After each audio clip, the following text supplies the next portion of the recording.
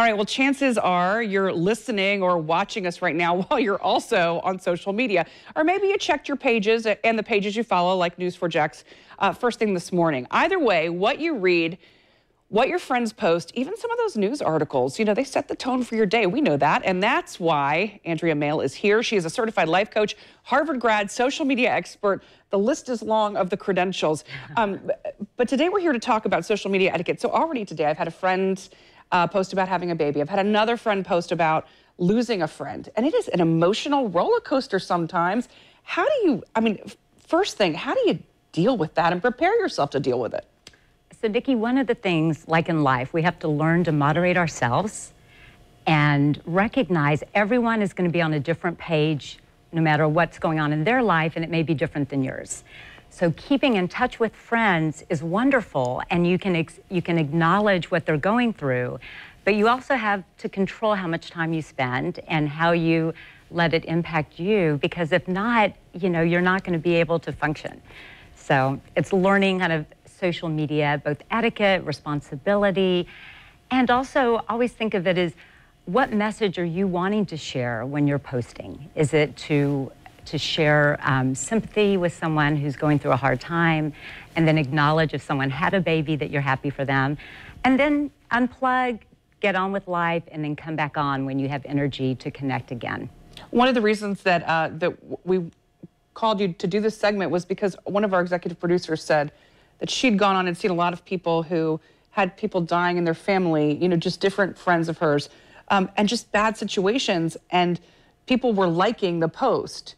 And now you have all these other, you know, emotions that you can give them, which is, you know, sadness or other things. When you like something like that, do you think it sends a message, or do you think people get it? I think people get it, and I think Facebook has responded by allowing us to click on something that shows love or sadness. I do think when people are posting, partly it's because they're able to share in a safe way. When you're home and grieving, you may not want to see people at that moment, but Facebook can allow you to openly express what you're going through, and those who are able to participate. I think we sometimes put pressure on ourselves to respond to everything, and we can't. I always refer to it as a virtual cocktail party. If you go to an event, you may not get to visit with every friend in the room, but you may have a couple of meaningful conversations, or you may say hi to a dozen people. And if you inadvertently miss someone, or the same on Facebook, if you're not able to respond, people have to really think when they're posting about their expectations. Why are you posting? How much comfort do you need? Are you wanting everyone to drop everything in their life to respond to you? Are you merely letting people know you're going through a hard time, which is why you may not be able to be there for them, because you're either grieving or have a new baby? You know, we have to really kind of look at the psychology of this and what value you're adding. And just trying to get it out, you know, and that's one thing. We only have about 30 seconds left. So I'm going to ask you this question quickly, because the political posts, sometimes, you know, it's just best not to respond. Sometimes I type something out and then I delete it and don't post it. I've done the same. Yeah. And that is a great way of kind of moderating your behavior. I think with political posts, I like to see what people are thinking, but I also really want people to think about the power to harness social media for the positive.